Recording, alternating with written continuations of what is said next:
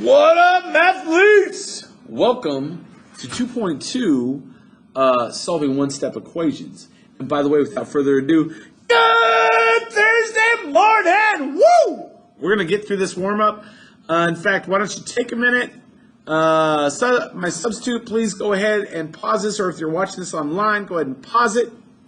And let's solve these math questions right here and see what we come up with. Ready, set, go. And we're back. So we're going to talk about this. First of all, 1.3 times negative 12. We're going to multiply that. Just know it's negative. And when you multiply times a decimal point, let's give a little demonstration of this here. Whenever you multiply times a decimal point, like 1.3 times 12, again, we know a negative times a positive is a negative, so this is going to equal negative something. But when we multiply, 3 times 2 is 6, 3 times 1 is 3, and placeholder, 1 times 2 is 2, 1 times 1 is 1. That part's not hard. Add straight down, 156, but there's a decimal point. So what do we got to do? Don't make fun of my 6, number 1. We take a decimal point right here and move it over 1, so it becomes 15.6, so negative 15.6. The secret sauce right here is turn them both into improper fractions. Okay, once you turn them into proper fractions, you can multiply straight across, and you're going to end up with negative 7/32. Again, we know a positive times a negative is a negative. Same thing here. Negative divided by a positive, still going to give you a negative, and this is just a negative. So we end up with some pretty good answers. So what do we end up with right here? It ends up equal negative 7 and 1/32. You divide this out, ends up being negative 0.8. And I want to talk about this one a little more in depth over here. So let's how about we change the color of our pen? We're going to go with blue. So how do I set that up? I'm going to set that up as 150 divided by, it's not a square root sign, it's just divided by. I just drew it terribly because I'm drawing with a mouse. 2.5. Now, again, it's just going to be negative. We know our answer is going to be negative, so it's going to equal some negative. We're not going to fuss about that. But the only way I can start the division is if I move this over 1. If I move the decimal point over 1 here, there's kind of always a decimal point behind the ones place. I've got to move it over to the same direction, which is right, and fill in the empty blank with a 0. So this now becomes 25 into, that was a better one, 100 or 1,500. Which it doesn't go into 1, doesn't go into 15, it goes into 156 times. That's 150. Boom, that's 0. Bring down your 0 right there. And it's going to go in there 0 times. So we're done. So that should be negative 60. Our last problem here is Nakia is making cakes for a bake sale at school, which sounds amazing. When she realizes that she's running out of milk, each cake requires 3/4 cup of milk. If Nakia has 3 3/4 cups of milk, how many cakes can she make? Well, if we want to know how many 3/4 of cups we can pull out of here, then we're going to use division. But first, let me change this to an improper fraction. I don't know what happened there. That's weird. Let me change this. What is going on? It erased a whole lot. So we're going to change this to an improper fraction, which 4 times 3 is 12, plus 3 is 15, so I'm going to have 15/4. And I'm going to divide it by 3/4. Cool thing, though. Remember, to divide by 3/4 is the same as multiplying by the reciprocal. So let's change this to a multiplication problem. And what's the reciprocal of 3/4? It's 4/3, which is awesome because the 4 goes into 4, right? So those cancel out, go to 1. 3 goes into 3 once, and it goes into 15 5 times. So I end up with 5 times 1 equals 5. So we know that Nakia can make 5 cakes. Let's see if I can spell with my Remember, we got to have the units. All right, there we go. So without further ado, we're going to get on to this math lesson. As I'm going through, I'll say, hey, pause. That's the key for whoever my substitute is to pause for a minute, give you all a chance to maybe work individually in your table groups. I'll call it out at the time. And then after a few minutes, go ahead and move on from there. So let's delete this. Boosh. And let's move on to today's lesson. I don't know, maybe it'll load up, maybe it won't. We'll see what happens. For our launch the lesson, take a minute. It says a veterinarian needs to know the weight of Zoe's dog to give him the correct amount of medicine. The dog is scared and also sick, so it will not sit on the scale. Zoe steps on the scale and her weight is 137 pounds. Then Zoe holds her dog while standing on the scale and their total weight is 171 pounds. I want you guys to work in your table groups for the next minute. Go ahead and pause this right now. Take roll, by the way, while you're pausing it. All right, we're back. Hopefully you guys have fought it out, decided whoever was the strongest or whatever must be better at math, right? No, just kidding. But let's see what happens. All right, so if Zoe holds this dog, we know that the weight of both of them is what? 171 pounds, right? Together. But individually, we know that Zoe is just 137 pounds, not with the dog. So if this is just Zoe by herself, what does a highlighter do? Ooh, oh, I'm going to circle it. 137 pounds by herself, then we need to take Zoe away from the 171. And how do we do that? We're going to do that with, I should undo that. I feel better about that. We do that with subtraction. So let's subtract this. What do? We got to borrow a little bit. 11 minus 7 is 4. Becomes a 6. Minus 3 is 3. So now we know the dog is 34 pounds. Boom. Okay?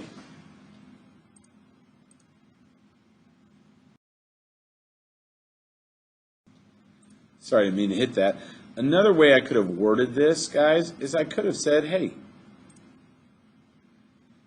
if we let x equal Zoe's weight, then x equals 100, sorry, my bad, 171 minus 137. That's an equation. We've been talking about that. So keep that in mind. We're going to go ahead and move on to the next slide. Let's do this.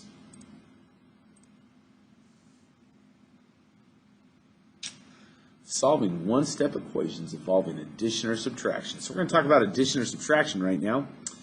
And I want you guys to be able to write down some notes. So let me, wrong button, there we go. In an equation, the variable represents the number that satisfies the equation. To solve an equation means to find all the values of the variable that make the equation true. Each value that makes an equation true is a solution. All right, so the key concepts I want you to take away from this, again, I don't want you to write down everything, but what I do want you to do is write down, well, here, there's an easier way to do this. Are you ready for this? I'm going to have you write down all of this.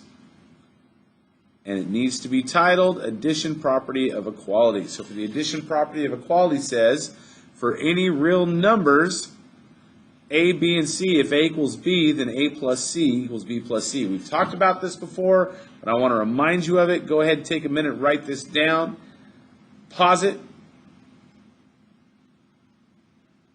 All right. And again, this is just saying what? If 12 equals 12, then we know 12 plus 4 equals 12 plus 4. We also know 16 equals 16.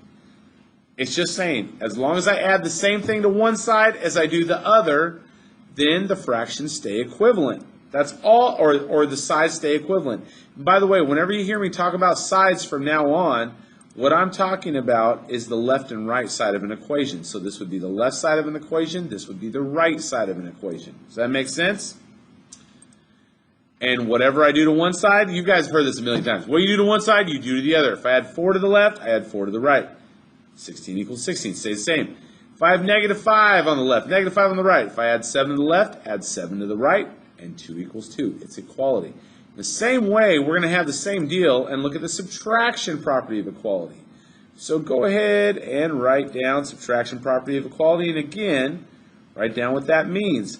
For any real numbers, a, b, and c, if a equals b, then a minus c equals b minus c. And what does that mean in practicality? If 48 equals 48, then let's subtract 9. As long as I do it from both sides, I end up with 39 equals 39. It's just saying what you do to one side, you do to the other. Okay. Again, pause this for a minute and we'll move on. Awesome. I know I got to move my floating face all over to make sure it's not in the way.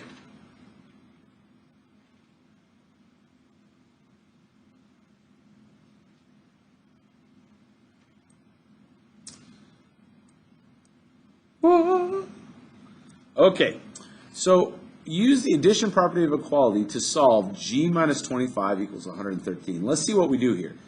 First thing, it says to add 25 to each side. Since we have g minus 25, what's the opposite of subtract? It is addition.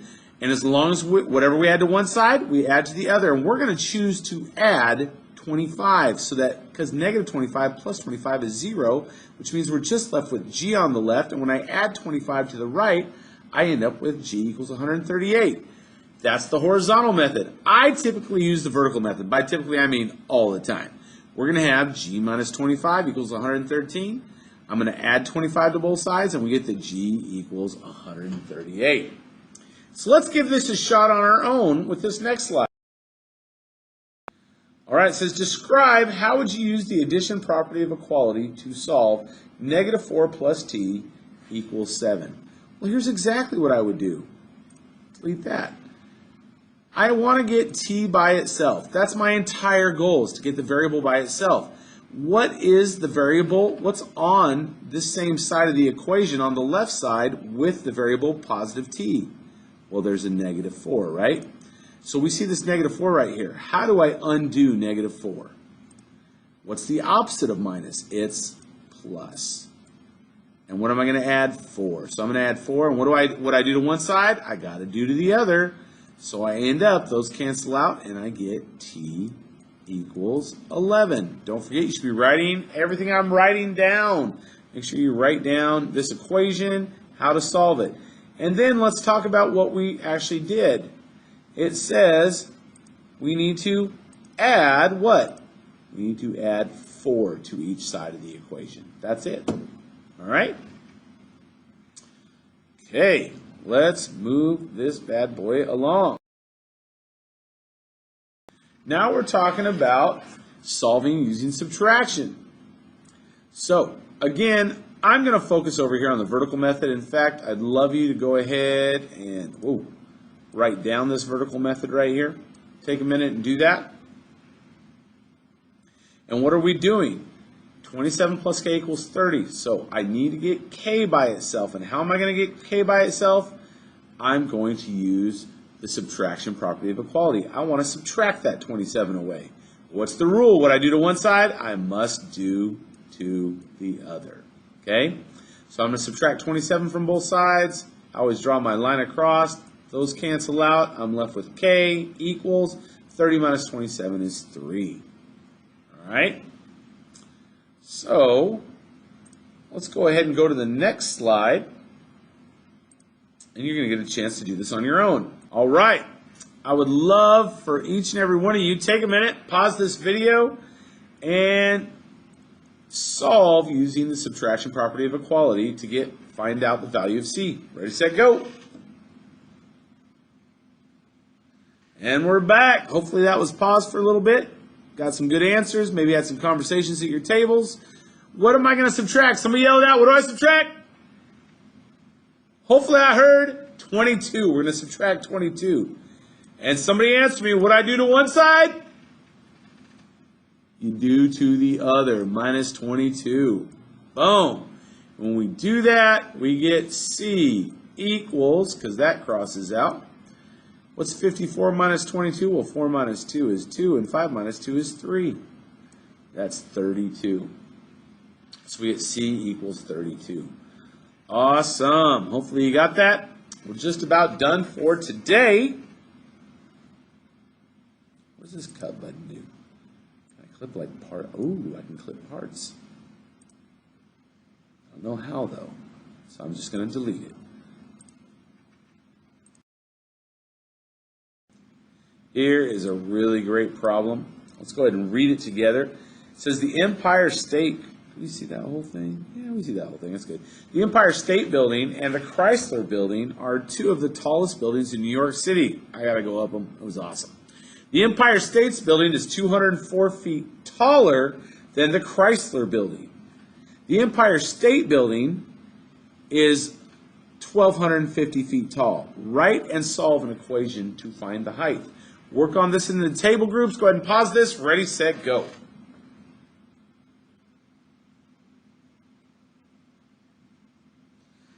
All right. Hopefully you've talked it out. So what does it say right here? Let's look at this picture. We have these two buildings, right? Do I got them both? Yeah, got super tall building. And we know that our 1,250 foot building